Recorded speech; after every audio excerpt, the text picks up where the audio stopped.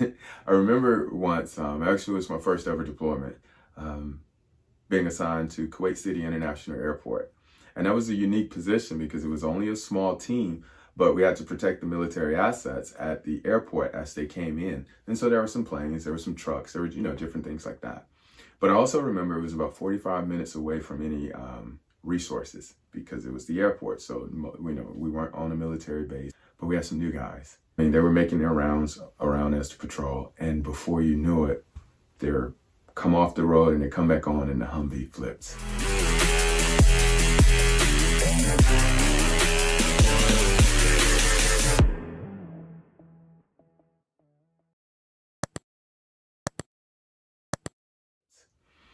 And man, I mean, immediate panic when it comes across the radio.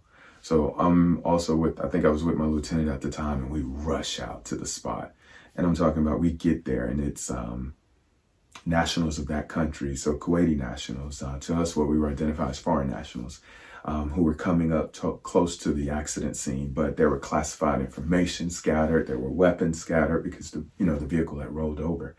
And there was also two airmen who were very hurt. And oh my God, man, I really just didn't know what to do. It was like my first ever deployment. I think I was like still 19 years old and that happened.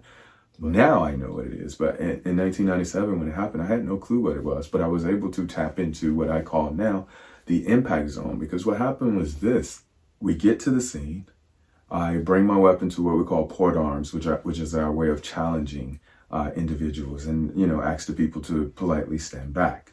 We get the classified wrapped up. We make sure the first aid buddy care was taken care of for our colleagues, and got them safely into the ambulance and back to base, because of course, a lot of brass is coming out now to hear what happened, to see the scene, the investigation and things like that. And it was just a moment, one of the first moments actually, that I kind of felt something outside of myself running the show.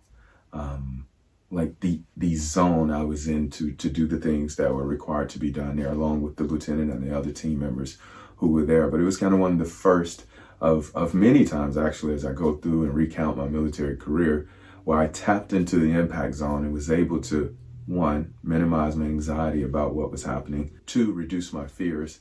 My fear of what's going to actually take place if one of these weapons gets picked up, what happens if this, just everything. And three, provide with the clarity to safely and securely do that in a manner that was professional and courteous to those all involved. That's the impact zone.